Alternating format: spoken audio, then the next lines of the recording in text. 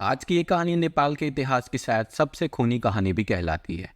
ये एक ऐसी कहानी है जिसको लेकर पूरे नेपाल में जबरदस्त गुस्सा भी देखने को मिला था।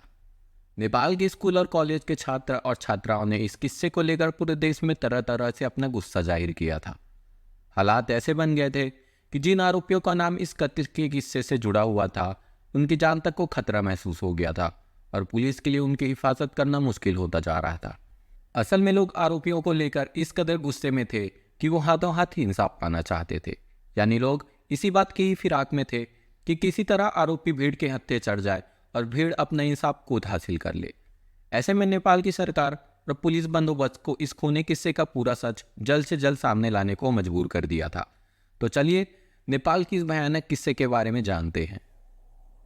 क्राइम की एक कहानी साल 2009 की है। नेपाल के काठमांडू में एक टीचर था, नाम था बीरेन प्रधान, जो अपने नाम के आगे श्रेष्ठ भी लगाता था। यानी उसकी दो पहचान थी, बीरेन प्रधान या बीरेन श्रेष्ठ। बीरेन प्रधान मूल रूप से भारत का रहने वाला था। भारत के दार्जिलिंग के इलाके से वो करीब 20 साल पहले नेपाल चला गया था और वहाँ एक कॉलेज में साइंस का टीचर बन गया था। खाते पीते घर से ताल्लुक रखने वाले बीरेन प्रधान ने जल्दी ही नेपाल में अपना एक घर भी बना लिया था और अपने घर के कई हिस्सों को किराए पर चढ़ा दिया था। उसके घर के किराएदारों में से एक परिवार था, श्रेष्ठ परिवार। उस परिवार में 3 लोग थे, पति, पत्नी और उनके साथ उनकी एक बेटी जो स्कूल में पढ़ रही थी।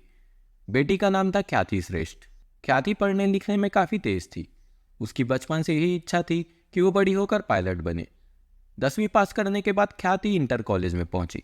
सब कुछ ठीक चल रहा था, लेकिन इसी बीच एक दिन अचानक बीरेन प्रधान ने अपना वो घर बेच दिया जिसमें ख्याति और उसके माता पिता के साथ साथ दूसरे किराएदार भी रह रहे थे। बीरेन के मकान बेचने की वजह से किराएदारों को घर छोड़ना पड़ा। इस कारण ख्याति का परिवार बिरतनगर में जाकर किराए पर रहने लगा, जबकि बीरेन प्रधान किसी दूसरे इलाके में कहीं किराए में रहने लगा। अपनी सयानी होती बेटी की आगे की पढ़ाई की खातिर ख्याति श्रेष्ठ के माता पिता बिरतनगर से काठमांडू चले गए और वहाँ एक किराए के मकान में रहने लगे। इसके बाद उन्होंने ख्याति का admission Jubilant college research centre में करवा दिया। ख्याति 19 साल की हो गई थी और उसकी पढ़ाई लिखाई भी बहुत अच्छी चल रही थी। उसके माता पिता उसके बेहतर भविष्य के लिए पैसे इकट्ठे कर रहे थे। इसी बीच 5 जून 2009 को ख्याति के पास उसके फ़ोन पर एक मैसेज आता है जिसमें विमेंस मैगजीन की तरफ से उसे लकी ड्रॉ में इनाम मिलने की सूचना दी गई थी। उस मैसेज के मुताबिक इनाम के तौर पर उसे 20,000 नेपाली रुपए के अलावा नेपाल के सबसे खूबसूरत टूरिस्ट प्लेस पोखरा जाने का टिकट देने की बात की गई थी। हालांकि ख्याति के लिए यह बात बेहद चौंकाने वाली थी, लेकिन विमेंस मैगजीन की तरफ से इनाम दिए जाने की बात को लेकर वो थोड़ा निश्चिंत हो गई। इस मैसेज के आने की कुछ देर बाद ही ख्याति के पास एक अनजान लड़की की तरफ से कॉल आती है जिसमें कहा जाता है कि वो अपने इनाम की रकम और पोखरा का टिकट लेने के लिए दोपहर 1 बजे के आसपास बताए गए पते पर पहुंच जाए। ख्याति तुरंत अपने माता पिता को इसकी जानकारी देती है। बेटी को 20,000 रुपये मिलने और पोखरा का रिटर्न टिकट मिलने की बात से माता पिता भी खुश हो जाते हैं और वे ख्याति को वहां जाने की परमिशन दे देते हैं। इसके बाद ख्याति अपने घरेलू नौकर राम के साथ काठमांडू के लिए पुताली सड़क के दिए गए पते पर बताए गए वक्त में पहुंच जाती है। नौकर राम उस पते पर ख्याति को पहुंचाकर घर वापस लौट आता है, क्योंकि फोन पर बता दिया गया था कि इन सब प्रक्रिया में काफी समय लग जाएगा। इसलिए ख्याति अपने घरेलू नौकर को घर वापस भेज देती है। उस पते पर पहुंचने के बाद ख्याति की मुलाकात एक लड़की से होती है जो खुद को विमेंस मैगजीन का रिप्रेजेंटेटिव बताती है और इनाम के लिए औपचारिकता पूरी करने का हवाला देकर ख्याति को लेकर पास के एक अपार्टमेंट में ले जाती है। इधर वक्त गुजरता जाता है, दोपहर से शाम हो जाती है। हालांकि ख्याति ने घर वालों को पहले ही बता दिया था कि इन सब प्रक्रिया में थोड़ा समय लगेगा, इसलिए ख्याति के माता पिता थोड़े निश्चिंत रहते हैं। लेकिन जब थोड़ी रात होने लगती है और फिर भी ख्याति घर नहीं लौटती तो उसके घर वाले परेशान होने लगते हैं और अपनी बेटी की तलाश में माता पिता दोनों ही भटकने लगते हैं। तभी रात के वक्त ख्याति के पिता के मोबाइल पर एक मैसेज आता है। उस मैसेज को पढ़कर ख्याति के पिता के पैरों तले जमीन खिसक जाती है, क्योंकि मैसेज में साफ साफ लिखा था कि उन लोगों ने ख्याति को किडनैप कर लिया है। साथ ही उस मैसेज में उसकी सलामती के लिए फिरौती के तौर पर 10 लाख नेपाली रुपयों की भी मांग की गई थी। लेकिन ख्याति के पिता मैसेज का अगला हिस्सा पढ़कर बुरी तरह बेचैन हो जाते हैं। उसमें साफ साफ लिखा था कि अगर इस बारे में किसी को खबर दी तो ख्याति जिंदा नहीं बचेगी। अपनी इकलौती बेटी की इस तरह अगवा किए जाने की इत्तला मिलने के बाद घबराए हुए ख्याति के पिता अपनी पत्नी से बात करते हैं। पति पत्नी इस ऊहापोह में थे कि अगर उन्होंने इस बारे में पुलिस को बताया तो किडनैपर्स कहीं उनकी बेटी को ना मार डाले, क्योंकि किडनैपिंग और मर्डर में ऐसे अनगिनत किस्से उन्होंने देखे और सुने थे। किडनैपिंग के ऐसे मामलों में अक्सर यही देखने को मिलता है कि जैसे ही किडनैपर्स को खतरा महसूस होता है तो जिसे अगवा किया गया होता है उसकी जान खतरे में पड़ जाती है। लिहाजा पति पत्नी तय करते हैं कि वो पुलिस को इस किडनैपिंग की सूचना नहीं देंगे, बल्कि 10 लाख रुपए का इंतजाम करेंगे, क्योंकि मैसेज में लिखा हुआ था कि पैसों का इंतजाम होने के बाद वो लोग आगे का रास्ता बताएंगे। अब अगले रोज सुबह ख्याति के पिता को एक और मैसेज मिलता है। उस मैसेज के मुताबिक ख्याति के माता पिता को पैसों के साथ एक तय जगह बुटवाल पर पहुंचने का निर्देश दिया जाता है। बुटवाल काठमांडू से करीब 270 किलोमीटर की दूरी पर है। जैसे ही ख्याति के घर वाले बुटवाल पहुंचते हैं, उन्हें मैसेज के जरिए बुटवाल की जगह चितवन पहुंचने को कहा जाता है, जो कि बुटवाल से 150 किलोमीटर दूर था। जैसे ही ये लोग चितवन पहुंचते हैं तो वहां फिर उन्हें एक मैसेज मिलता है जिसमें कहा गया था कि अब वो लोग सुनौली पहुंचे। लेकिन इस मैसेज में एक बात खास तौर पर लिखी हुई थी, जिसके मुताबिक फिरौती लेकर ख्याति के पिता नहीं आएंगे, बल्कि उसकी माँ जाएगी। इसलिए ख्याति की माँ अपने घरेलू नौकर राम को लेकर सुनौली पहुंच जाते हैं। मैसेज के मुताबिक माँ अपने नौकर राम को साथ लेकर फिरौती के 10 लाख रुपए के साथ बताई गई जगहों पर पहुंचती रही, लेकिन एक जगह से दूसरी जगह उसे बार बार आने का मैसेज मिलता रहा। सुनौली पहुंचने के बाद ख्याति की माँ को फिर मैसेज मिलता है कि आप दार्जिलिंग पहुंचिए। ये लोग बॉर्डर पार करके दार्जिलिंग जाते हैं। दार्जिलिंग पहुंचने के बाद उन्हें फिर एक मैसेज मिलता है, जिसके मुताबिक उन्हें वापस नेपाल के काकरबिट्टा पहुंचने को कहा जाता है। मजबूरी में ये दोनों पैसों के साथ वापस नेपाल के काकरबिट्टा पहुंच जाते हैं। काकरबिट्टा पहुंचते ही इन्हें एक होटल का पता दिया जाता है और कहा जाता है कि आपको एक आदमी मिलेगा, उसे पैसे दे देना। अब ख्याति की माँ दिए गए होटल के पते पर पहुंचती है तो वहीं उनकी नज़र बीरेन्द्र प्रधान पर पड़ती है। वही बीरेन्द्र प्रधान जिसके घर में ख्याति का परिवार किराएदार के रूप में रहता था। ख्याति की माँ सोचती है कि आखिर बीरेन्द्र प्रधान यहाँ क्या कर रहा है, लेकिन तभी उनको एक मैसेज मिलता है जिसमें पैसों के साथ नौकर राम को होटल के एक खास हिस्से में भेजने को कहा गया था। उस मैसेज में साफ साफ लिखा था कि माँ को आने की कोई ज़रूरत नहीं है। राम पैसे लेकर होटल के उस हिस्से में पहुंचता है जहां उसे जाने को कहा गया था। वहां राम को एक शख्स मिलता है। वो राम से पैसे ले लेता है। राम देखते ही उस शख्स को पहचान लेता है। वो शख्स कोई और नहीं बल्कि बीरेन्द्र प्रधान ही था। राम पैसे देकर लौट आता है। अब ख्याति की माँ को उम्मीद हो जाती है कि पैसे दे दिए हैं तो शायद उनकी बेटी सही सलामत लौट आए। यही सोचते सोचते ख्याति की माँ और उनका नौकर राम वापस काठमांडू लौट आते हैं। अब उनके पास सिवाय इंतजार के कुछ भी नहीं बचा था। पूरा दिन निकल जाता है, सुबह से शाम और शाम से रात हो जाती है, लेकिन बेटी वापस नहीं आती और न ही उसके आने की कोई खबर आती है। चौंकाने वाली बात यह भी थी कि जिस नंबर से अभी तक मैसेज आ रहे थे, पैसे मिलने के बाद उस नंबर से मैसेज भी आने बंद हो गए और जब उस नंबर पे कॉल किया गया तो वो नंबर भी बंद आया। बुरे ख्यालों में डूबे ख्याति के माता पिता दोनों परेशान हो जाते हैं, लेकिन दोनों को इस बात का भी डर सता रहा था कि अगर गलती से भी पुलिस को बता दिया तो कहीं उनकी बेटी के साथ कोई अनहोनी ना हो जाए। लेकिन जब इंतजार लंबा हो गया और उनके बर्दाश्त की हद हो गई तो मजबूरन माता पिता दोनों पुलिस के पास पहुंच जाते हैं और अपनी बेटी के अगवा किए जाने की रिपोर्ट लिखवाते हैं।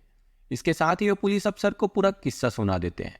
पहले तो पुलिस वाले उन पर गुस्सा करते हैं कि इस बात की जानकारी उन्होंने पहले क्यों नहीं दी, लेकिन फिर वो दोनों के भावनाओं को समझते हैं।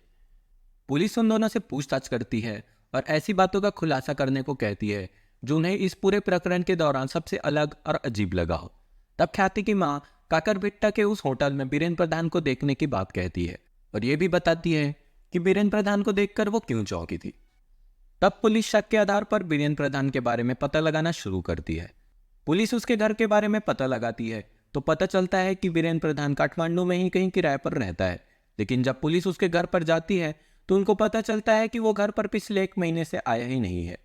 इस बीच पुलिस की एक टीम बीरेन्द्र प्रधान की सारी कुंडली खंगाल डालती है।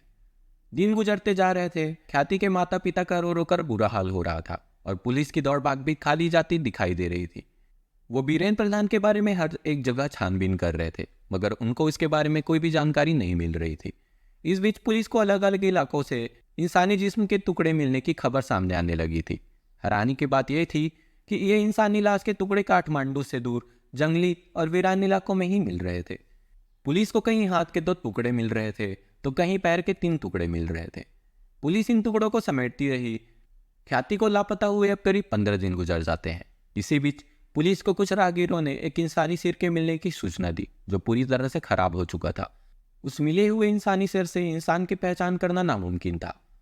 पुलिस उस सिर को भी दूसरे इंसानी लाश के टुकड़ों की तरह उठाकर रख लेती है। इसी बीच पुलिस को मुखबिर से वीरेंद्र प्रधान का पता चल जाता है और पुलिस दबिश डालकर उसको दबोच लेती है। पुलिस की पकड़ में आने के बाद वीरेंद्र प्रधान को पुलिस के सवालों का सामना करना पड़ता है। वीरेंद्र पुलिस के ज्यादातर सवालों के जवाब तो दे देता है, लेकिन वो उन सवालों के जवाब नहीं दे पाता कि आखिर वो उस होटल में क्यों गया और वहां क्या कर रहा था। इस सवाल का जवाब देने के दौरान वो लगातार अपना बयान बदलता जा रहा था। इसके बाद इस मामले की तफ्तीश नेपाल पुलिस की क्राइम ब्रांच को सौंप दी जाती है, तो वो वीरेंद्र प्रधान से सख्ती से पूछताछ करती है। पुलिस की सख्ती से की गई पूछताछ के बाद वीरेंद्र प्रधान टूट जाता है और फिर वो कहानी सामने आती है जिसने पूरे नेपाल को ही दहलाकर रख दिया। असल में वीरेंद्र प्रधान पैसे वाले परिवार से था। काठमांडू में साइंस का टीचर भी था और वहीं एक मकान बनाकर उसमें किराएदार भी रखे थे, लिहाजा उसकी अच्छी खासी कमाई हो रही थी। इसी बीच वीरेंद्र प्रधान को जुए की लत लग गई। वो काठमांडू के कसिनो में खूब जुआ खेलता। शुरू में तो वो जीता, लेकिन फिर वो हारता गया। वो इतनी रकम हार गया कि उस पर अच्छा खासा कर्जा हो गया। दोस्तों और पहचान वालों से उधार ले लेकर वो कर्जों में डूब गया था। उस कर्ज से छुटकारा पाने के लिए ही वीरेंद्र ने काठमांडू का अपना घर भी बेच दिया और किराए के मकान में रहने लगा। मगर घर बेचने के बाद भी उसका कर्ज नहीं उतरा। इसके बाद उसने चोरी करने का सोचा, लेकिन उससे ये हो नहीं पाया और तब उसने एक जुर्म करने का इरादा किया जिससे वो इतनी रकम उगा सके जिससे उसका कर्ज भी उतर जाए और उसे जुए के लिए रकम भी मिल जाए। 5 जून 2009 से कुछ रोज पहले ही वीरेंद्र को यह पता चलता है कि ख्याति के माता पिता उसे लेकर काठमांडू आ गए हैं और वहां किराए के मकान में रह रहे हैं। लिहाजा वीरेंद्र उससे मिलने के लिए ख्याति के घर पहुंच जाता है। यहाँ पहुंचने के बाद वीरेंद्र को पता चलता है कि ख्याति के माता पिता ने अपनी बेटी को लेकर बड़े बड़े सपने पाल रखे हैं। चूंकि वो पढ़ने लिखने में तेज थी, लिहाजा माता पिता ने अपनी बच्ची को आगे विदेश में भेजकर पढ़ाने लिखाने का इरादा कर लिया था और इसके लिए उन लोगों ने अपनी कुछ जायदाद भी बेच दी थी। वीरेंद्र प्रधान तो पहले उनसे कुछ उधार मांगने गया था, लेकिन उसे जब ये पता चल जाता है कि ख्याति के माता पिता के पास अच्छी खासी रकम मौजूद है, तो उसके दिमाग में एक साजिश की बुनियाद पड़ती है और तब उसने फिरौती के लिए ख्याति को किडनैप करने का प्लान बनाया। वीरेंद्र की साजिश में एक और स्टूडेंट भी शामिल थी। उसका नाम था मेरीना शाक्या।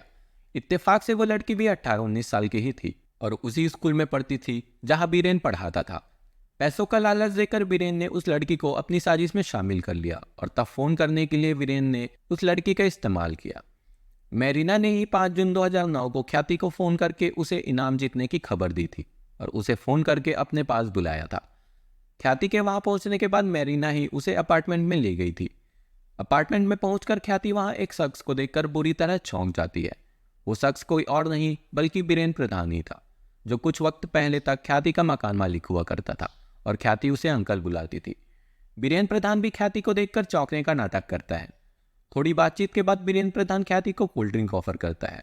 चूंकि ख्याति पहले से ही वीरेंद्र को पहचानती थी, लिहाजा उसकी ऑफर की गई कोल्ड ड्रिंक को बेहिचक पी जाती है। कोल्ड ड्रिंक पीते ही ख्याति बेहोश हो जाती है, क्योंकि कोल्ड ड्रिंक में बेहोशी की दवा मिली हुई थी। बस मेरीना का किस्सा यहीं तक था। मेरीना के वहां से जाने के बाद वीरेंद्र ने बेहोश ख्याति की गला घोंटकर हत्या की और फिर ख्याति के शरीर के टुकड़े किए और उन टुकड़ों को काठमांडू के करीब 17 किलोमीटर के दायरे में अलग अलग हिस्सों में जंगलों और नदियों में ले जाकर फेंक दिया।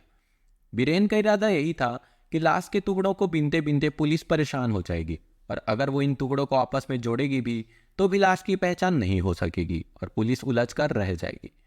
इस मामले का सबसे हैरत अंगेज पहलू यही है कि ख्याति के बेहोश होने के महज 1 घंटे के भीतर ही वीरेंद्र ने उसका कत्ल कर दिया था और हत्या के करीब 4 से 5 घंटों के बाद उसने ख्याति की लाश को टुकड़ों में तब्दील कर दिया था और उसके बाद उसने फिरौती का पहला मैसेज किया था। यानी ख्याति को मारने के बाद उसकी सही सलामत वापसी के लिए 10 लाख रुपए उसने मांगे थे। इस कत्ल के खुलासे के बाद नेपाल के छात्र और छात्राओं में जबरदस्त गुस्सा था। वो वीरेंद्र प्रधान और मेरीना शाक्या को हाथों हाथ मारकर इंसाफ की गुहार लगा रहे थे। कई बार दोनों को कोर्ट के रास्ते में लोगों ने हमले तक किए, जिसकी वजह से पुलिस को बहुत परेशानियों का सामना करना पड़ा। अजीब इत्तेफाक ये भी है कि वीरेंद्र प्रधान और मेरीना शाक्या को भी पुलिस ने उसी जेल में बंद किया जिसमें पिकनिक किलर चार्ल्स सोराज बंद था। उधर अदालत ने भी इस मामले में बहुत तेजी दिखाई और 1 साल के भीतर ही फैसला सुना दिया। ख्याति को अगवा करने और उसका कत्ल करने के इल्जाम में अदालत ने वीरेंद्र प्रधान को 39 साल की सजा सुनाई, जबकि इस कत्ल के मामले में अदालत ने मेरीना शाक्या को 20 साल की सजा सुनाई। हालांकि मेरीना शाक्या ने अदालत के सामने कहा कि उसे वीरेन ने धमकी दे रखी थी, साथ ही उसे कत्ल के बारे में कुछ भी नहीं पता था। उसने अपने डिफेंस में कहा था कि उसे ज़्यादा सज़ा नहीं मिलनी चाहिए क्योंकि उसने तो ख्याति से सिर्फ कॉल पे बात की थी, लेकिन अदालत ने उसकी इस दलील को नहीं माना।